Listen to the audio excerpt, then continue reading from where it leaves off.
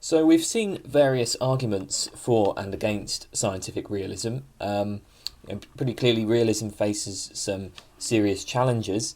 Now, in response to such challenges, realists might try to find a compromise position.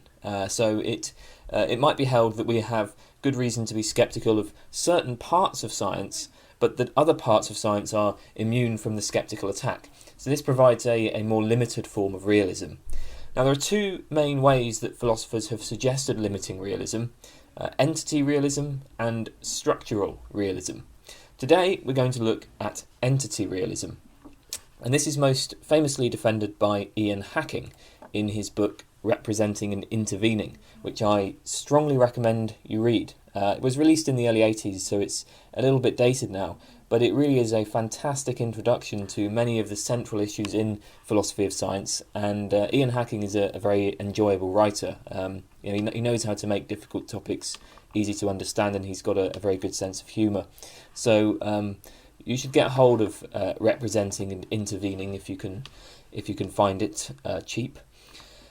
Entity realism, as the name suggests, claims that we should believe in many of the unobservable entities postulated by scientific theories, but that we should be more agnostic about the theories themselves.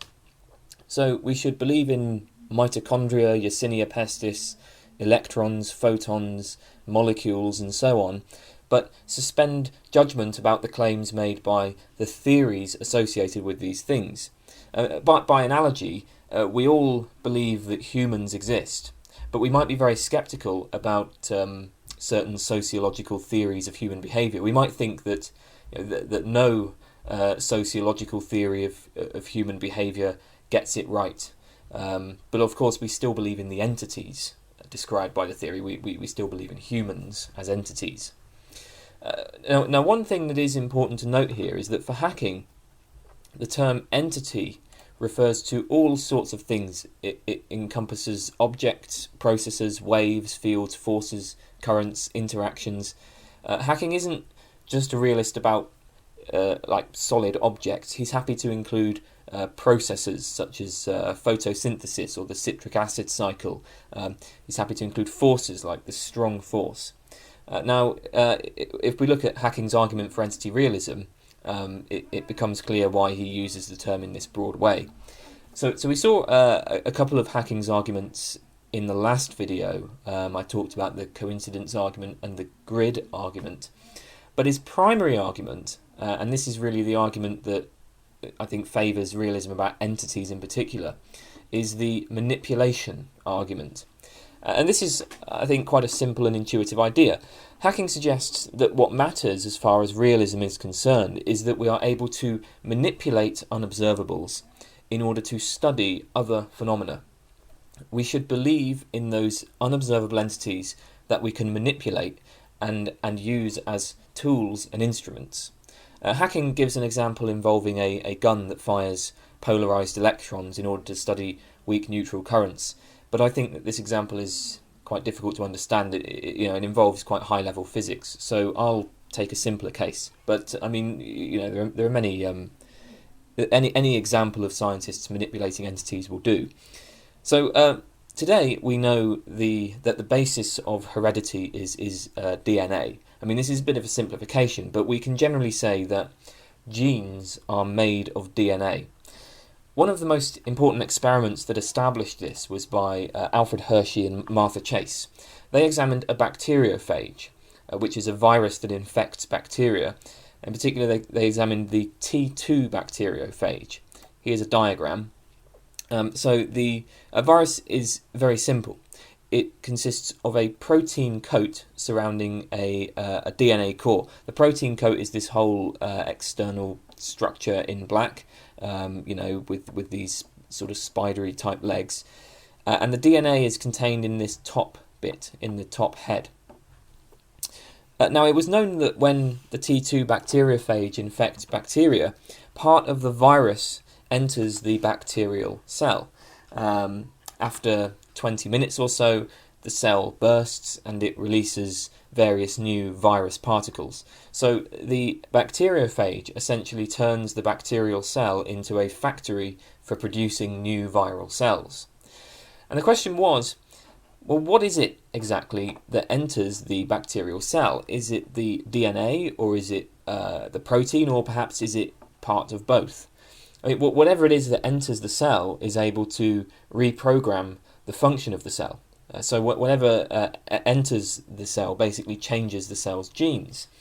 So we know that the virus injects genetic material into the cell. If we can figure out whether this is the DNA or the protein or both, that will tell us something about what constitutes genes, what genes are made of. To answer this, Hershey and Chase grew two new kinds of viruses, or they grew they grew new viruses in two groups. In one group, the protein was labelled with a radioactive isotope of sulfur. In the other group, the DNA was labelled with a radioactive isotope of phosphorus. You can label different parts of viruses by growing them in different conditions. So sulfur is contained in amino acids, which are used to build proteins, but sulfur is absent in DNA.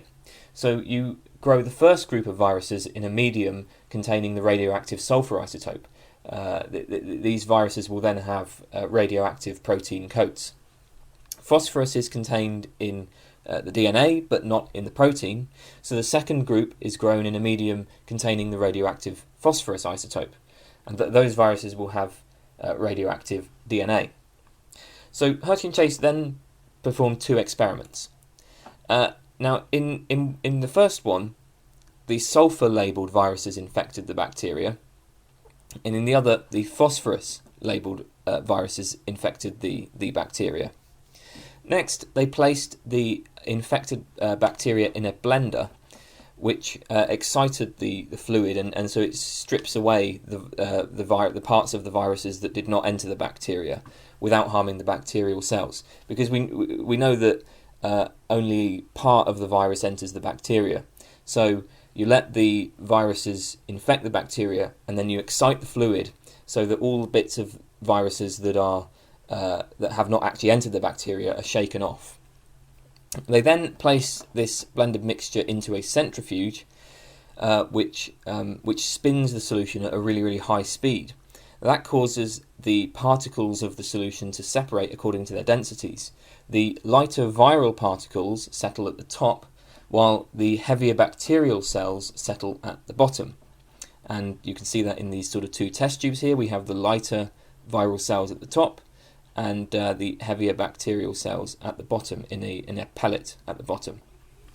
So the result was that the sulfur isotopes, which labelled the protein, and these are shown in pink, this is the radioactive sulfur, they were found with the lighter virus particles that had settled at the top, and they were not found with the bacteria.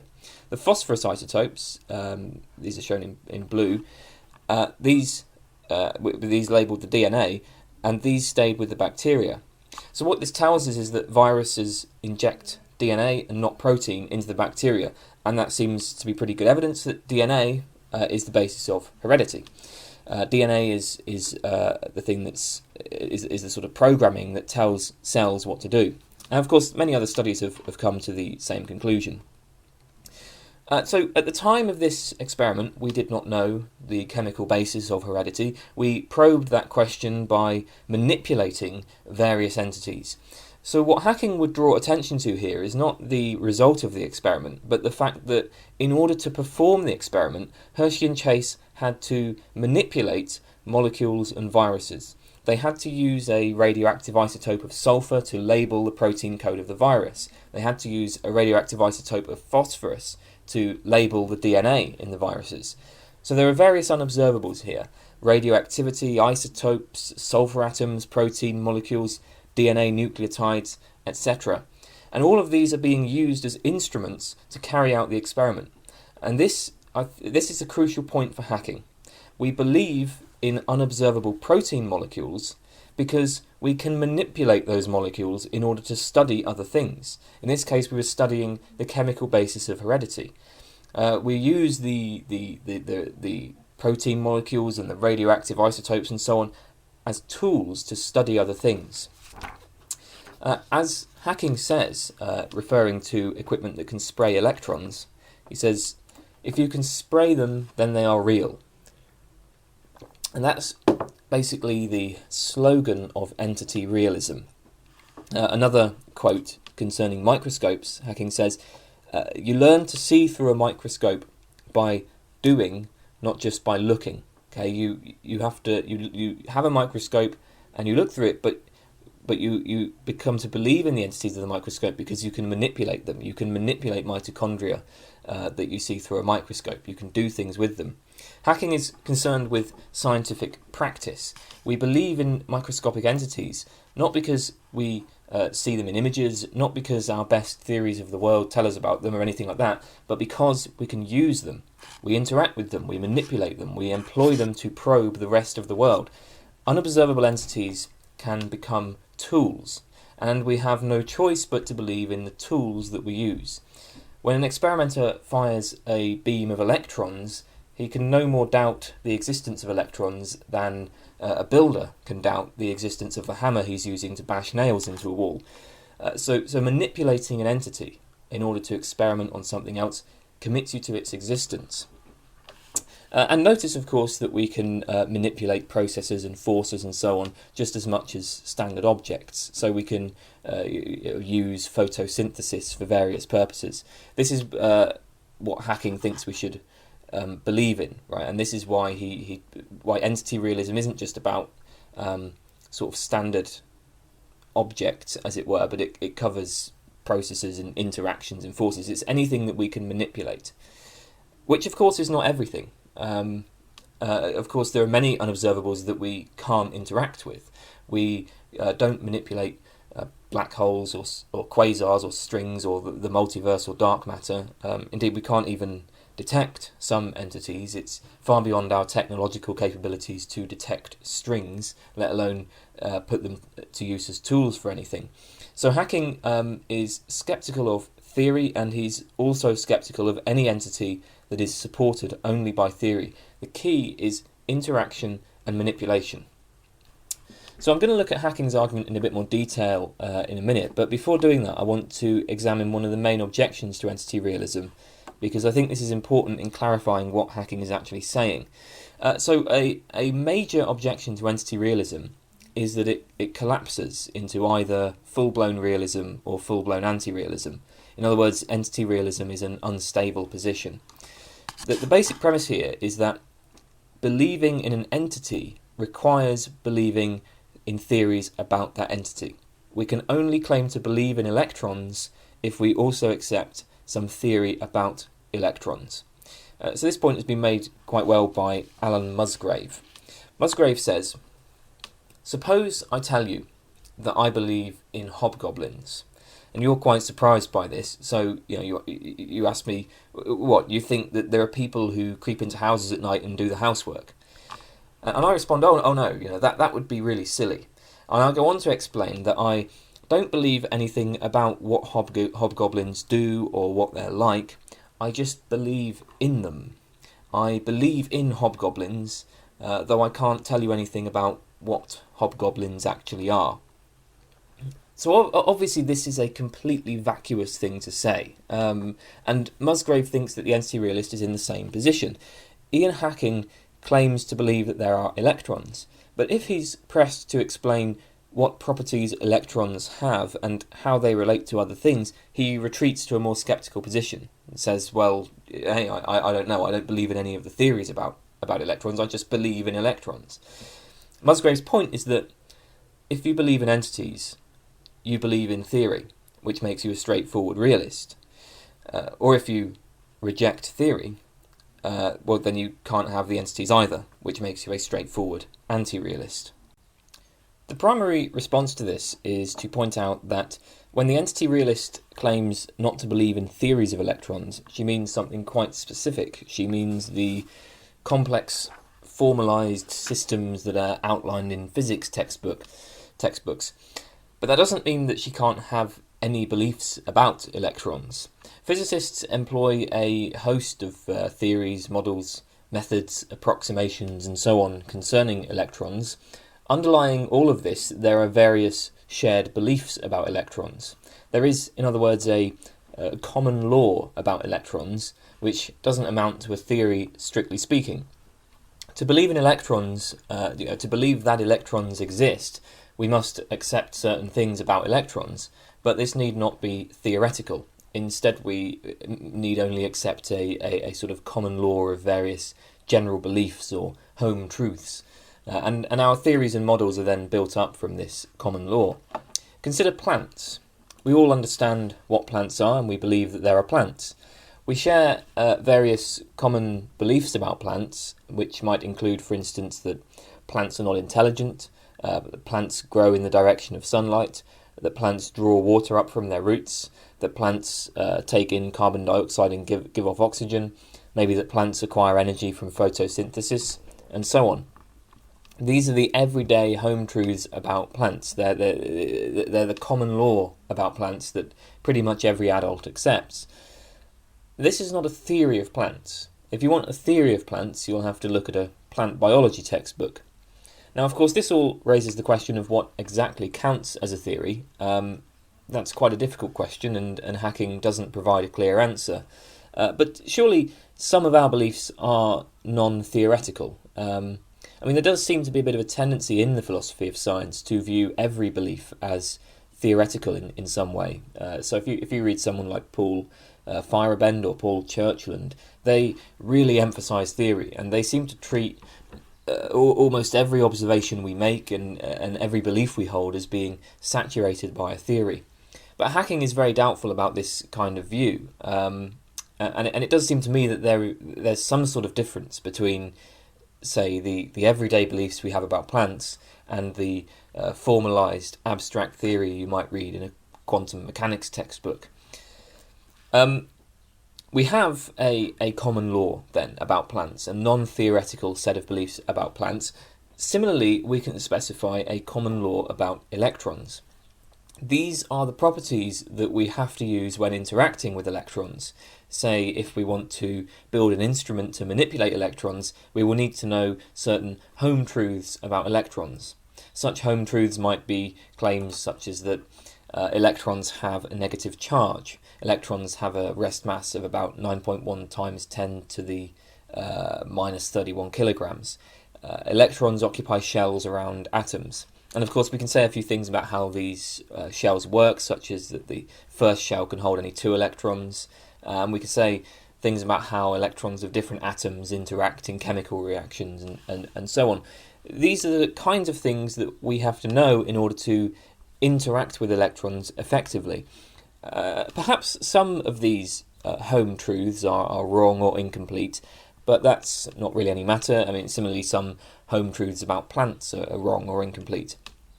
But we know that most such home truths, as it were, are broadly true. We know that most of our common law is broadly true, and that's enough for us to be realists about electrons. So hacking would say that believing in an entity requires believing certain things about that entity, but it doesn't require believing scientific theories about that entity. Scientific theories are much more specific type of belief that we don't need to have in order to believe in the entities described by those theories. Let's come back to Hacking's manipulation argument. The argument has a lot of intuitive force, but I've only outlined it in very general terms, and there's quite a lot of disagreement in the literature about how it actually works. So I want to consider a few different interpretations. First of all, we might read Hacking as offering an argument based on practical rationality. This is to do with the connection between beliefs and actions. This argument, if we interpret Hacking's argument this way, then the argument claims that when experimenters manipulate entities in the laboratory, they have to act as if those entities are real. When an experimenter uses a gun to fire electrons or tries to split open a mitochondrion under a microscope or whatever, she treats the entity as a real thing. She behaves as if it is real. Since we must act as if the entities are real, we should, on grounds of practical rationality, believe in them. Otherwise, we would exhibit a fracture between our beliefs and actions. We would exhibit a kind of hypocrisy. We might formalise the argument like this. Premise 1, we must treat some unobservables as if they are real. Premise 2, Beliefs should be consonant with our actions. If we treat something as real, we are committed to believing that it's real. Conclusion, we should believe that some unobservables are real. By analogy, consider praying. Suppose that your father comes down with a terrible illness. Every night you pray for him, put your hands together and speak to God and ask God to heal your father of the illness. Now, it would seem that if you're doing this action, you've committed yourself to believing in God.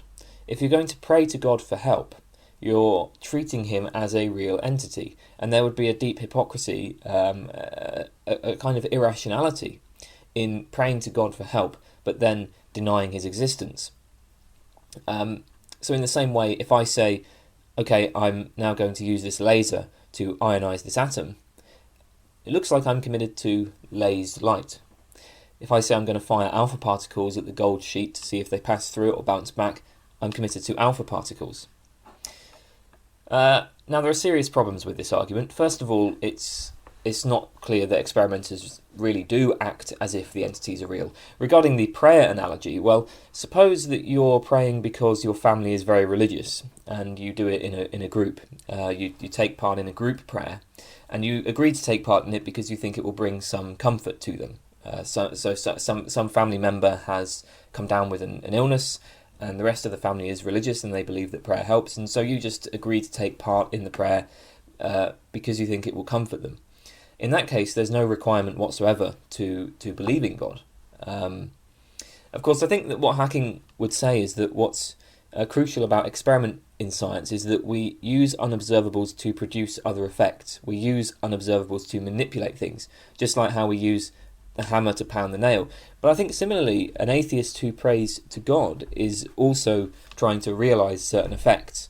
Only rather than using God to cure his father's cancer, he's using the act of prayer to bring comfort to his family. He's using prayer to try to realise certain effects. In the same way, the anti-realist might insist that in doing experiments with unobservables she doesn't believe in, she's not trying to alter the unobservable world, she's merely trying to bring about certain observable effects. And that seems like prima facie, that seems perfectly reasonable to me. I wouldn't say then that merely that the experimenters necessarily do act as if entities are real. The second problem is that surely this argument only applies to the experimenters themselves. Even if experimenters are committed to the existence of entities, why should the rest of us be?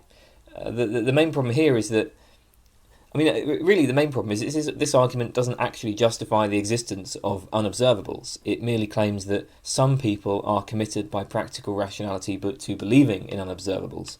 But surely that's not enough. We would need the conclusion that some unobservables are real. But this argument really just tells us that a certain class of people, namely experimenters, are in some sense committed to believing in unobservables, and that just doesn't look like a strong enough conclusion. A second interpretation, favoured by Alan Gross, is that this is an argument by analogy. Electrons are used in ways analogous to hammers for purposes analogous to the purposes to which hammers are put. Specifically, we use hammers to intervene in the world. We use hammers to achieve certain effects, such as putting nails into walls. Similarly, we use electrons to intervene in the world to achieve certain effects, such as inducing fractional charges on balls of niobium. Since we believe in hammers because we use them, we should also believe in electrons because we use them. Of course, main problem here is that analogies are merely suggestive. We're merely saying that, in some respects, electrons resemble hammers. Why should that support belief in electrons? We can draw analogies between all sorts of things. In some respects, electrons resemble preons. Preons are proposed particles that are the constituents of quarks and leptons. So just as a proton is composed of quarks, quarks are composed of preons, on the preon hypothesis. But very few physicists believe that preons exist. There's no experimental evidence for them. There are various criticisms of the idea. Preons are, at this point, very much still hypothetical. We don't believe in them. But it seems to me that there are clearly respects in which electrons resemble preons. In fact, prima facie, it would seem that electrons resemble preons more than they resemble hammers. But anyway, the point is, analogies are not really very persuasive. I'm now going to turn to some interpretations suggested by Boaz Miller. So, the third interpretation, Miller suggests that we might take Hacking's argument as a version of the no miracles argument. Recall that the no miracles argument claims, to quote Hilary Putnam, that scientific realism is the only philosophy of science that doesn't make the success of science a miracle. Scientific realism is the best explanation for the success of science. Hacking's argument can be seen as a more limited version of this, where the concern is not scientific success in general, but rather experimental success. We must believe in the entities seemingly used in experiments in order to explain the powerful success of experiments. Now, Hacking is actually very critical of the standard no miracles argument. If we take Hacking as giving a kind of no miracles argument, I think the important difference between Hacking's version and the standard version is that Hacking is not so concerned about predictive success. The standard no miracles argument emphasises the importance of successful novel predictions. We should believe our best theories because they make surprising, unexpected predictions which turn out to be accurate, and only realism can account for this. But Hacking's argument isn't really about theory or prediction. He's concerned with manipulation. I think that for Hacking's argument, the relevant kind of success is the success of our instruments. We build instruments based on the common law about unobservables, and we find that these instruments work. We intend to use unobservables to produce certain other effects, and we reliably produce these effects. To quote Hacking, "We are completely convinced of the reality of electrons when we regularly set out to build, and often enough succeed in building, new kinds of device that use various well-understood properties of electrons to interfere in the more hypothetical parts of nature." That seems to be an appeal to the success of of the devices that are built with electrons in mind, or with other unobservables in mind. Consider something like the polymerase chain reaction method, or PCR. PCR is a method for generating many copies of a DNA strand. It's extremely accurate and efficient. It allows us to very quickly produce millions of copies of a DNA segment. Let me explain how it works. So, this first part just shows a solution containing the DNA strand we want to replicate, which is shown in green, plus various building blocks of DNA, DNA primer, and it will also need something called DNA polymerase. Let's begin with the target DNA molecule, the green bit here, these two strands. DNA is double-stranded, and it can only be copied once the strands are separated. We heat the solution containing the target DNA molecule to about 95 degrees, and this breaks the bonds between the strands, which separates them. The solution also contains something called DNA polymerase. DNA polymerase is a protein that actually carries out the copying. It moves along the DNA strand and it assembles the copy as it goes. The polymerase that's used in this is called Taq polymerase, and it was derived from a bacterium called Thermus aquaticus, which lives in very hot springs at very high temperatures. Most other forms of polymerase would be destroyed by the heat that we use to separate the DNA strands, but we use a kind of polymerase that can stand that sort of heat. So we've applied the heat, we've got the strands separated. Now the solution also contains these things called DNA primers, which are in red. A primer is basically a short sequence of nucleotides that's used to initiate DNA replication. After we've heated the solution to separate the DNA, we cool it to about 50 to 65 degrees. This is the optimum temperature for the primers to attach to the DNA strands. With the primers in place, the DNA polymerase has a starting point to begin replication. We then heat the solution to about 75 degrees, which is the optimum temperature for replication by the polymerase to begin. At that temperature, the protein begins moving along the strands and it assembles a copy of the DNA with the other building blocks of DNA that are in the solution. We have then a solution containing the target DNA, the primers, the DNA polymerase, and also the building blocks of DNA. By heating and cooling this solution in the right way, we can replicate the DNA. Then we simply repeat the process.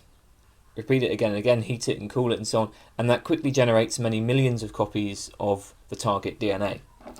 With the polymerase chain reaction method, we use the properties of the DNA polymerase and DNA primers to replicate a target piece of DNA. As I noted, polymerase chain reaction is extremely efficient.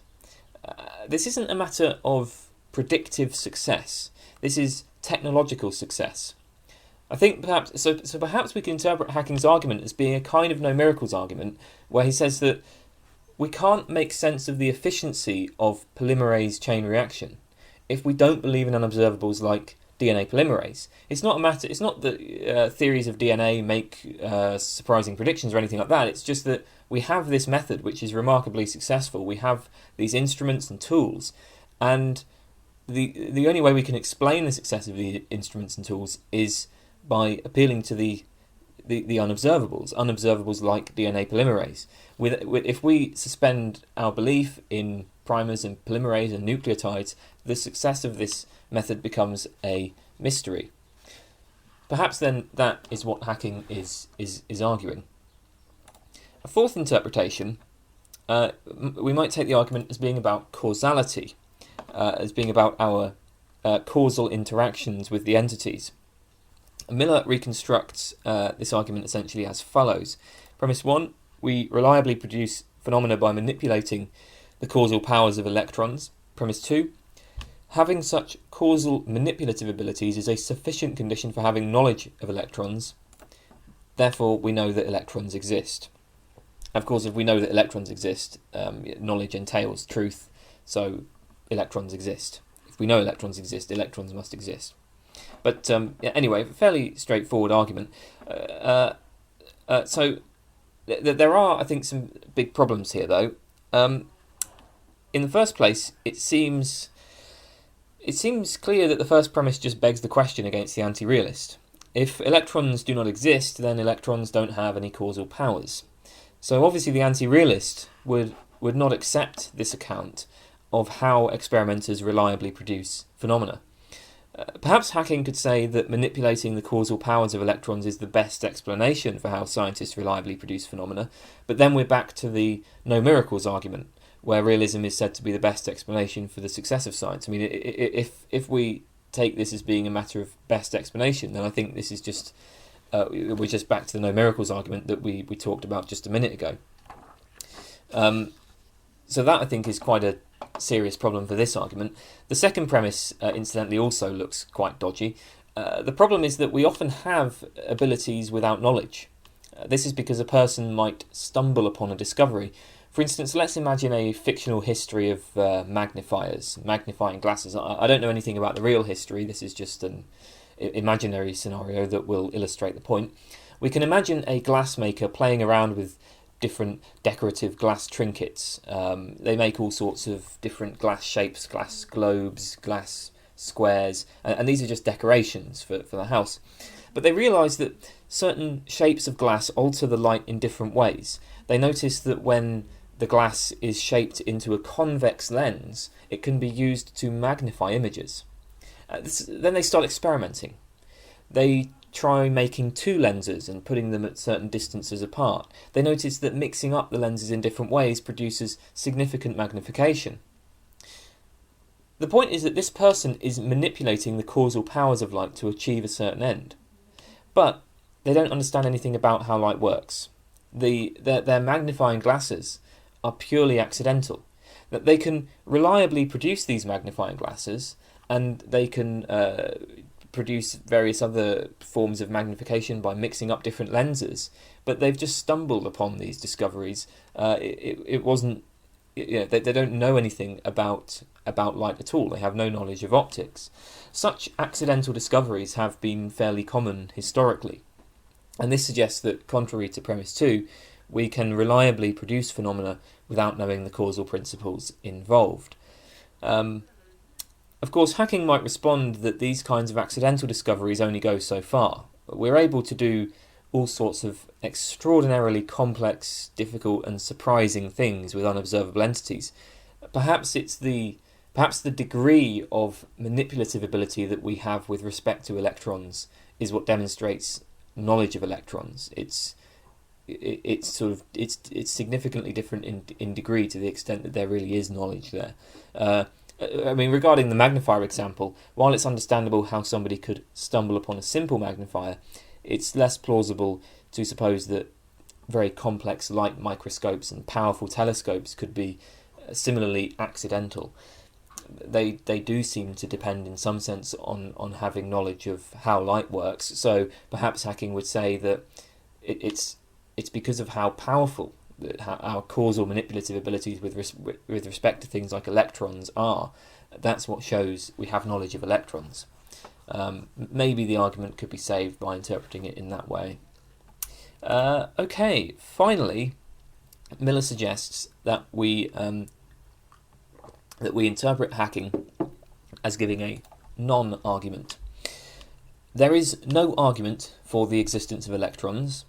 Rather, the experimental manipulation of electrons directly illustrates their existence.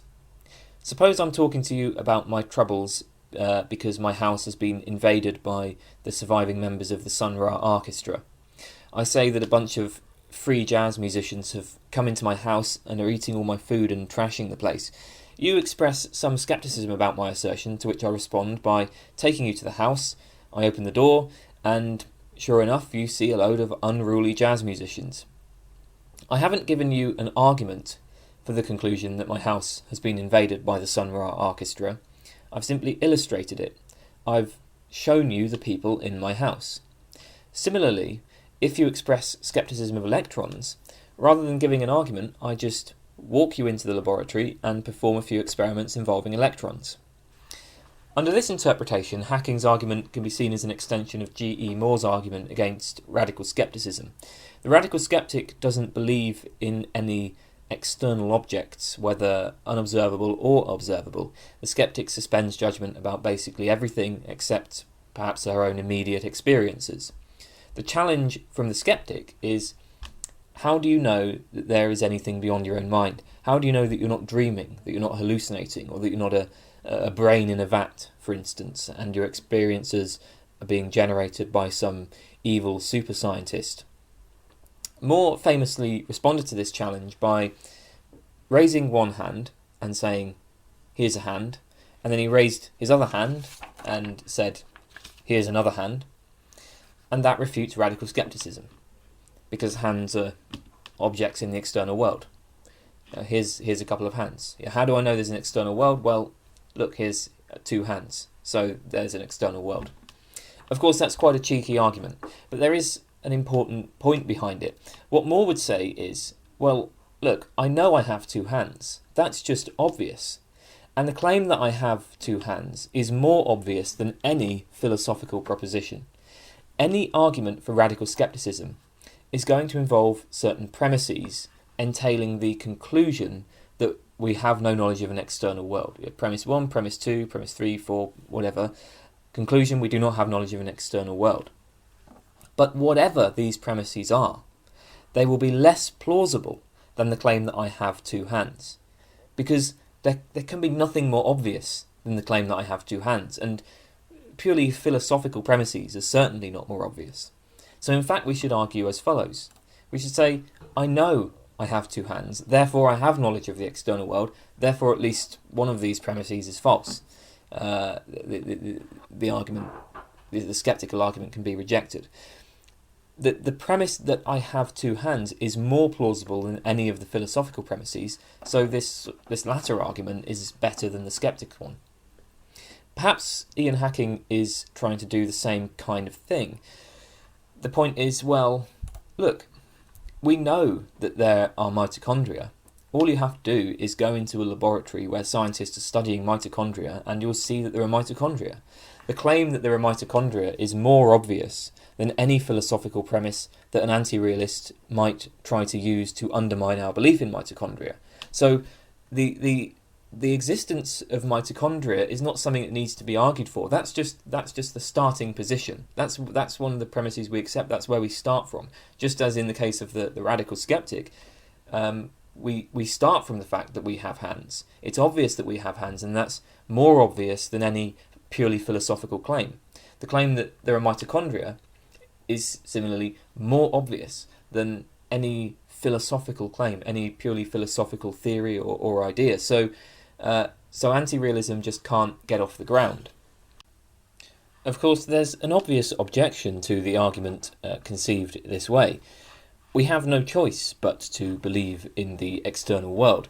Whatever radical skeptics may say, it seems, I would be inclined to say that actions speak louder than words. Nobody really believes that we can't know about the external world. You don't walk out of the window at the top of a skyscraper. I mean, unless you're trying to commit suicide. But generally speaking, people we get about the world. We have clearly some understanding of the basic structure of the world, and this is why G.E. Moore's response to the radical skeptic might seem plausible. We just clearly have an ability to get by in the world, an ability to understand the world, and so on. But I don't think that this kind of thing works with respect to realism. We don't have to believe in electrons to get by in the world. On an everyday basis, it makes absolutely no difference what my views about electrons are. Now, perhaps hacking could respond that this is only the case because many of us are not scientists. Try to imagine a society in which everybody is a scientist, everybody manipulates the observable. Then electrons and mitochondria might just become part of all our daily lives. They might become as standard as hands and trees as mountains. And maybe that's why hacking wants to emphasize the importance of experiment, and why he kind of describes experiments in some detail. It's because once we immerse ourselves in that scientific world, we see that actually the unobservable entities really do have just the same kind of status as any as hands and trees as mountains. But the problem with this kind of thing, this kind of argument, then, is that, well, there was a time, especially in the early 1900s, when even many scientists were anti-realists. So it's really not clear that scientists kind of do have to believe in the entities that they seemingly manipulate. Well, no doubt there are other ways of interpreting Hacking's argument, but I think we'll stop there. I should note that Hacking's own attitude to the realism debate is rather ambiguous. In later articles, he's suggested that he doesn't regard the realism debate as especially important. He just used the realism debate as a tool to draw our attention towards scientific practice and scientific experiment. But he thinks that the question of whether unobservable entities are real is just not all that significant. So I'm not sure he would actually much care which way we take his argument.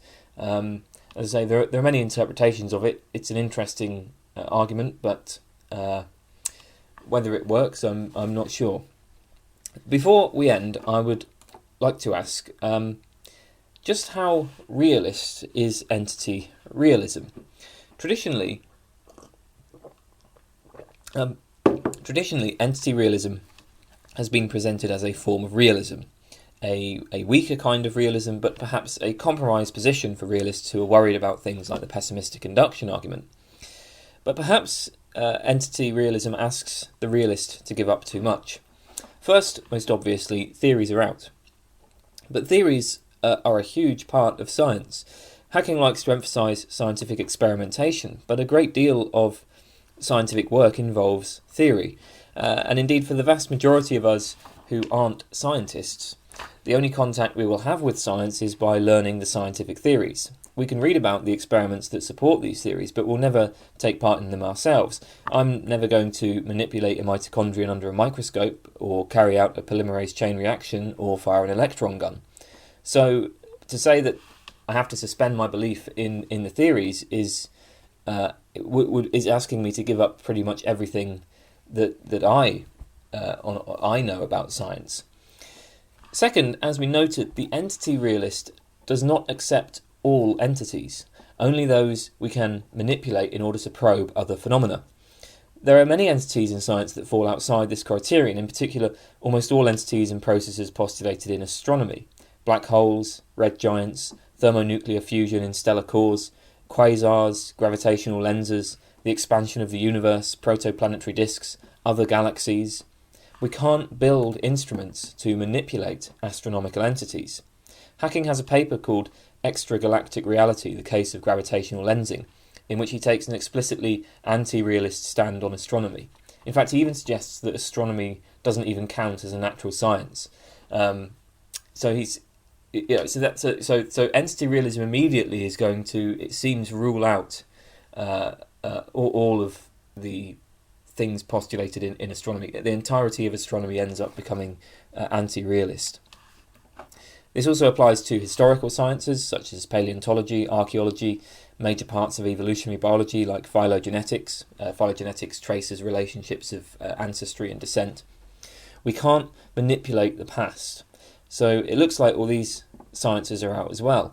Derek Turner's book, Manipulating Prehistory, is a really fantastic discussion of the problem of scientific realism with respect to the historical sciences. That's another book I would strongly recommend. It's very, very clear, and it makes the point that one of the major asymmetries between historical sciences and the natural sciences like physics is that we simply can't manipulate past processes and past objects like we can with objects and processes in physics.